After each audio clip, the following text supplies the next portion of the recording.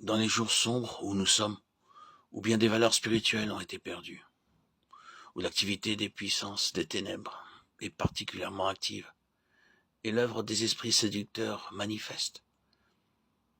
Les quelques paroles du chapitre 51 du livre du prophète Ésaïe apportent une note de grande espérance, bien que le contenu de la prophétie concerne la dispensation à venir.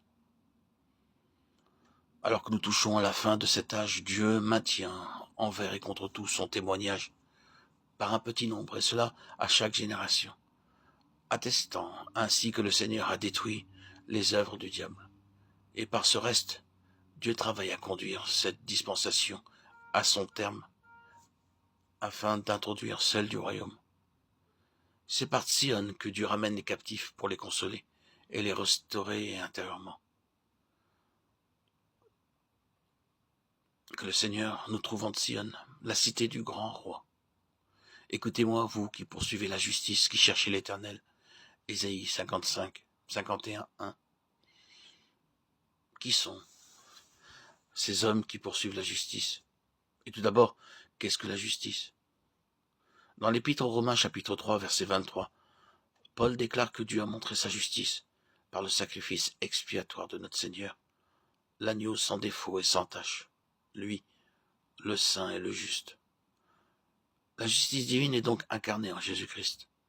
Cette question de la justice remonte à la chute, lorsque le choix de l'homme fut l'opposé de la pensée de Dieu, et le dessein éternel tel que Paul le définit dans Romains 8, 29, prédestiné à être semblable à l'image de son Fils, tourne autour de cette question.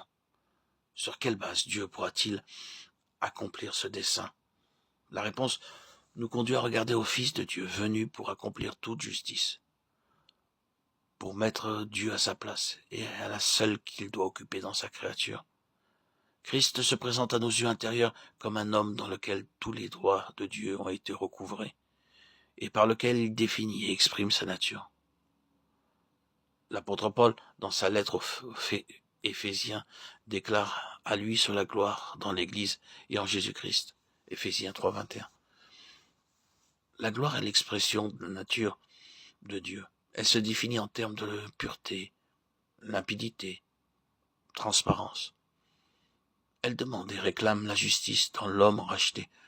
En d'autres termes, la reconnaissance des droits souverains de Dieu. Cette justice et cette gloire sont en Christ. Christ incarne et personnifie la nature de Dieu en ces deux aspects. Voyons ces hommes qui poursuivent la justice. Les paroles des versets 1 à 3 s'articulent autour de trois pensées. La persévérance, pour que Dieu obtienne ce qui est selon sa pleine pensée en Christ. La nécessité constante de la foi de ceux qui sont engagés dans cette œuvre de restauration du témoignage de Dieu. Et les épreuves, la souffrance, comme étant leur lot.